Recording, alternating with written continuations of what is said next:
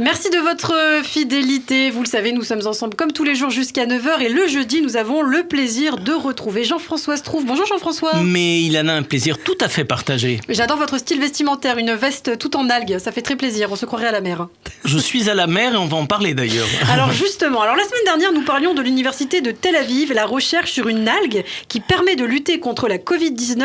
Et là, nous restons à Tel Aviv, Jean-François, où d'autres chercheurs travaillent sur des algues nutritives pour faire face à la faim dans le monde. Et oui, Lana, le doctorant Doron Ashkenazi, sous la direction du professeur Avigdor Abelson de l'école de zoologie de l'université de Tel Aviv et du professeur Alvaro Israel de l'Institut israélien de recherche océanographique de Haïfa. Ces chercheurs ont mis au point une technologie innovante qui permet la production d'algues considérablement riches en nutriments, protéines, fibres alimentaires et minéraux pour les besoins humains et animaux.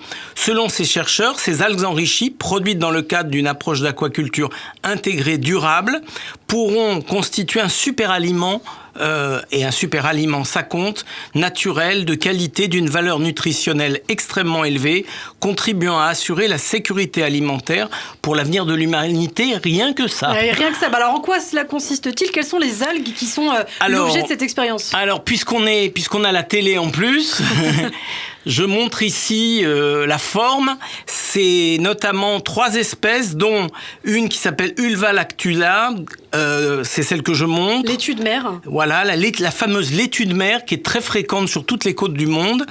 Gracilaria, qui est une algue rouge qui est utilisée dans la cuisine japonaise. Et Hypnea, tout ça à proximité d'un élevage de poissons, de la pisciculture.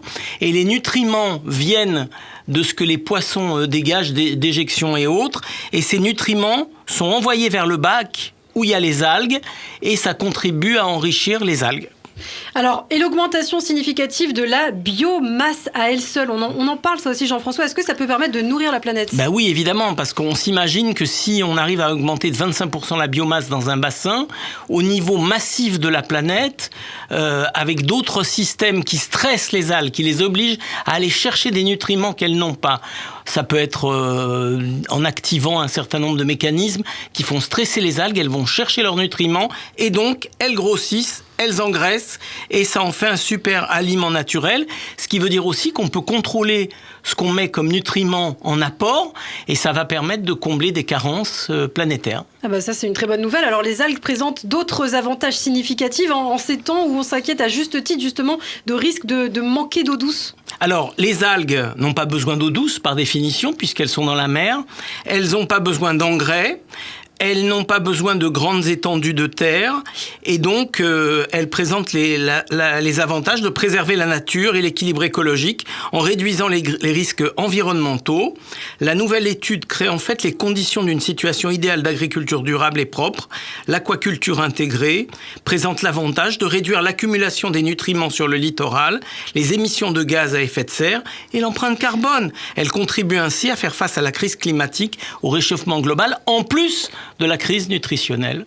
C'est une très bonne nouvelle en tout cas. Merci beaucoup Jean-François. Et bravo Strouf. Tel Aviv. Bravo Tel Aviv comme d'habitude. Bravo Israël. Merci Jean-François. On se retrouvera la semaine prochaine sur Radio J.